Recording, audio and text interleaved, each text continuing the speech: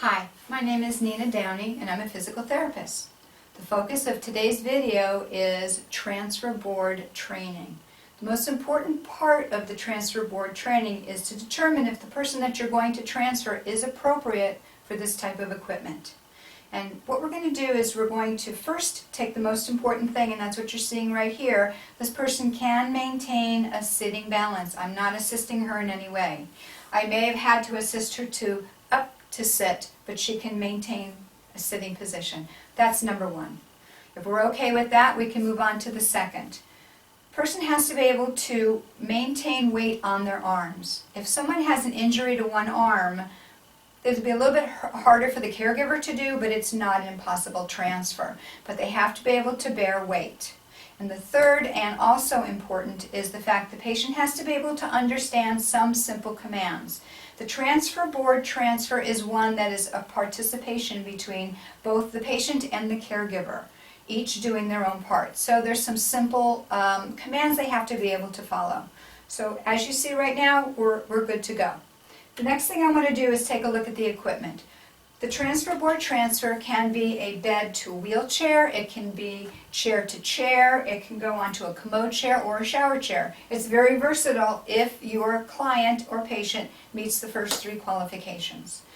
With this particular standard wheelchair, the arm comes up. Now this is very important because if you have a transport wheelchair, you can't do that, and it makes it a more difficult, not impossible, but a more difficult transfer.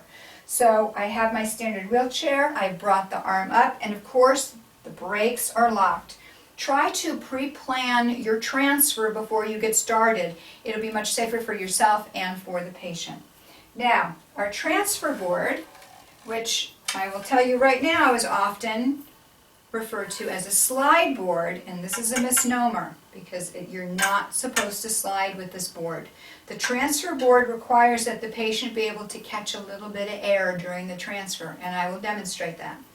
Here's the transfer board. This is the top. You have an incline, decline, and the bottom of the board is perfectly straight. You can also see some dings in the bottom of it. That means that's the bottom. It's hit some metal. Here you have the correct position of the transfer board. All right. Now I'm going to explain to the patient what I need from her. First of all, one of the things you're going to have to do so that you don't slide is you're going to have to be able to lean forward so that you can catch a little air under your bottom. Can you lean forward? Very good.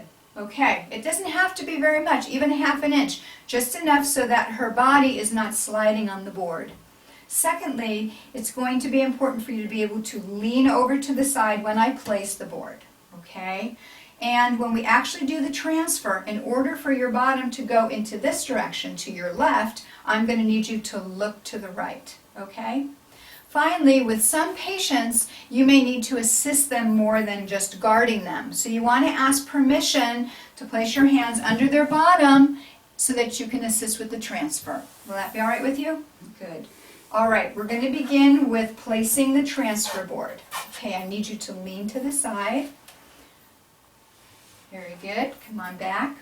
So right now what we have is approximately a third of the transfer board under her bottom, a third between the wheelchair and the chair, and the remaining part up here. Now this is the part where you're going to assist as needed to get the patient to lean forward and also look. In this case, she's going to be looking to her right. Okay, we only need to come to about here. Are you ready? Mm-hmm. Okay, go ahead. Beautiful. So she got about an inch of air. She lifted herself up and rested on the board. The patient is safe to sit here as long as needed.